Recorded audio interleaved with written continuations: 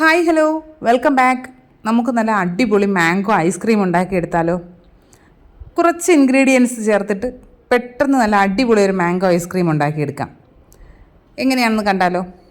അതിനായിട്ട് ഞാനിപ്പോൾ നമ്മുടെ നാടൻ മാങ്ങയാണ് കേട്ടോ. ഞങ്ങളിവിടെ ഇതിന് വെള്ളംകൊള്ളി മാങ്ങ എന്നാണ് പറയാറ്. നിങ്ങളുടെ നാട്ടിൽ ഇനി എന്ത് പേരാണെന്ന് എനിക്കറിയില്ല കേട്ടോ. 5 മാങ്ങ എടുത്തിട്ടുണ്ട്. അതിൻ്റെ തൊലിയൊക്കെ കളഞ്ഞ് അരിഞ്ഞെടുത്തിട്ടുണ്ട്. അതിലൊരു 1/4 കപ്പോളം ചെറിയ കഷ്ണങ്ങളാക്കി മാറ്റിയിട്ടുണ്ട്. ബാക്കി വലിയ കഷ്ണങ്ങളായിട്ടൊരു 1.5 കപ്പ് മാങ്ങയുണ്ട് കേട്ടോ.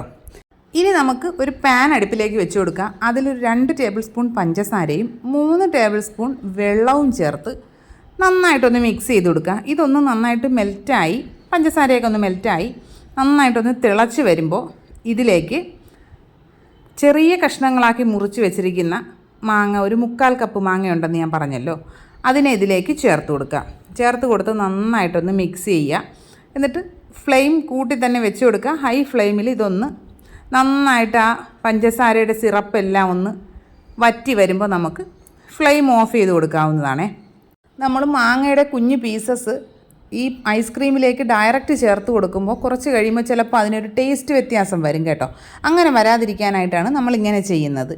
ഇപ്പോൾ അതിലെ ആ ഷുഗർ സിറപ്പ് എല്ലാം ഒന്ന് വറ്റി വന്നിട്ടുണ്ട്. ഇനി നമുക്ക് ഫ്ലെയിം ഓഫ് ചെയ്ത് തണുക്കാനായിട്ട് മാറ്റി വയ്ക്കാം. ഇനി മിക്സിയുടെ ഒരു ബ്ലെൻഡർ എടുക്കുക. അതിലേക്ക് 1.5 കപ്പ് മാങ്ങ ചേർത്ത് കൊടുക്കുക. നന്നായിട്ട് അടിച്ചെടുക്കുക. വെള്ളം ഒന്നും ചേർക്കരുത്. അടിച്ചെടുത്ത് കൊണ്ടുവന്നപ്പോൾ 250 ml കപ്പിൽ 1 കപ്പ് പ്യൂരി ഉണ്ട് കേട്ടോ. ഇനി ഇതിലേക്ക് 1/4 കപ്പ് പഞ്ചസാരയാണ് ചേർത്ത് കൊടുക്കുന്നത്. ഞാനൊരു 1/4 കപ്പ് കണ്ടൻസ്ഡ് മിൽക്ക് കൂടി ചേർക്കുന്നുണ്ട്. അതുകൊണ്ടാണ് ഇപ്പോൾ 1/4 കപ്പ് ചേർത്തിട്ടുള്ളത്. നിങ്ങൾ കണ്ടൻസ്ഡ് മിൽക്ക് ചേർക്കുന്നില്ല എന്നുണ്ടെങ്കിൽ 1/2 കപ്പ് പഞ്ചസാരയാണ് ചേർക്കേണ്ടത്. പൊടിക്കാത്ത പഞ്ചസാരയാണ് കേട്ടോ ചേർക്കുന്നത്. ഇനി അതെല്ലാം കൂടി ചേർത്തിട്ട് നന്നായിട്ടൊന്ന് മിക്സ് ചെയ്ത് കൊടുക്കാം.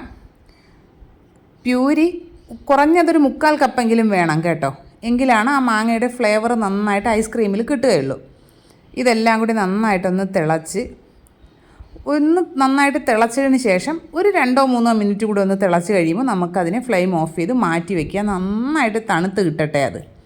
ഇനി നമുക്ക് മറ്റൊരു ബൗളിലേക്ക് 1 കപ്പ് വിപ്പിംഗ് ക്രീം ചേർത്ത് കൊടുക്കുന്നുണ്ടേ. ഇനി അതിനെ നമുക്ക് നന്നായിട്ടൊന്ന് ബീറ്റ് ചെയ്തെടുക്കാം. ബീറ്റർ ഇല്ല എന്നുണ്ടെങ്കിൽ നിങ്ങൾക്ക് മിക്സിയുടെ ജാറിൽ ചെയ്യാവുന്നതാണേ.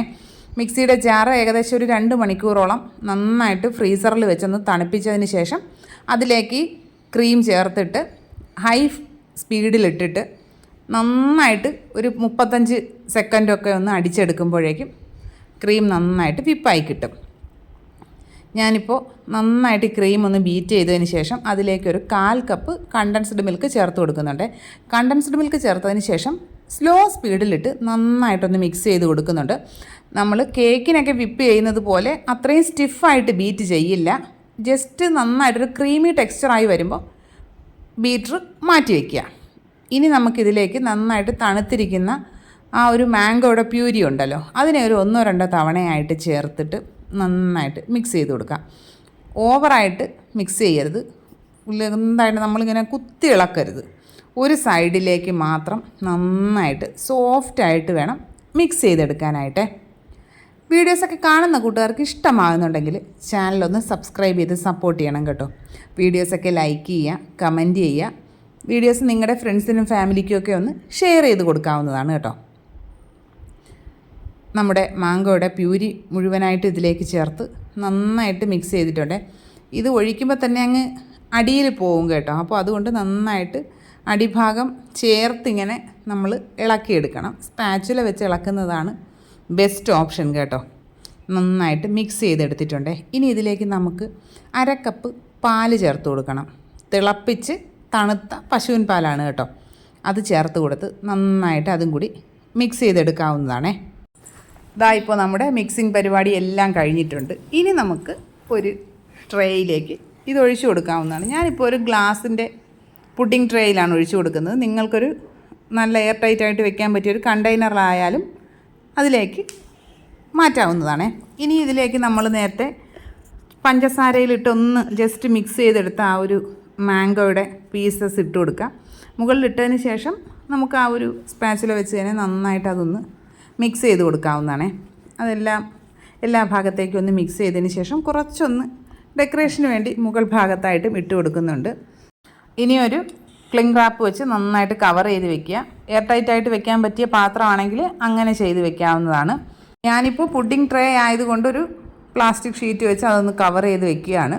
അതിൻ്റെ മുകൾ ഭാഗത്ത് നന്നായിട്ടൊന്ന് പ്രസ് ചെയ്ത് ഒട്ടിച്ച് വെക്കണം. ഇല്ലെങ്കിൽ ചിലപ്പോൾ അതിനകത്ത് ക്രിസ്റ്റൽ രൂപപ്പെടാൻ സാധ്യതയുണ്ട്. അതുകൊണ്ട് നന്നായിട്ട് ഒട്ടിച്ചതിന് ശേഷം നമുക്കിതിനെ ഒരു ഓവർനൈറ്റ് ഫ്രീസ് ചെയ്തെടുക്കാവുന്നതാണേ. ഇപ്പോൾ പിറ്റേന്ന് രാവിലെയാണ് ഇപ്പോൾ ഈ ചെയ്യുന്നത്. നമ്മളിത് ഐസ്ക്രീം സ്കൂപ്പ് ചെയ്യുന്നതിന് മുൻപ് എന്ത് വെച്ചാണോ നമ്മൾ സ്കൂപ്പ് ചെയ്യുന്നത് അതിനെ ജസ്റ്റ് ഒന്ന് ചൂടുവെള്ളത്തിൽ ഒന്ന് മുക്കിയതിന് ശേഷം സ്കൂപ്പ് ചെയ്യുകയാണെങ്കിൽ പെട്ടെന്ന് വിട്ട് കിട്ടും കേട്ടോ. നല്ല സൂപ്പർ ടേസ്റ്റുള്ള ഐസ്ക്രീമാണ്. നമ്മൾ ഒരിക്കൽ ട്രൈ ചെയ്ത് നോക്കിക്കഴിഞ്ഞാൽ പിന്നെ നമ്മൾ പുറത്തുനിന്ന് ഐസ്ക്രീം വാങ്ങില്ല. അത്രയ്ക്ക് ടേസ്റ്റുള്ള നല്ല അടിപൊളി ഐസ്ക്രീമാണ്. ഇടയ്ക്കിടയ്ക്ക് ആ മാംഗോ പീസസൊക്കെ കടിക്കാൻ കിട്ടുന്നുണ്ടല്ലോ, അടിപൊളിയാണേ. എല്ലാ കൂട്ടുകാരും ട്രൈ ചെയ്ത് നോക്കുക. ഇനി നമുക്ക് മറ്റൊരു അടിപൊളി വീഡിയോ ഇട്ട് ഉടനെ തന്നെ കാണാം. അതുവരെ ബൈ.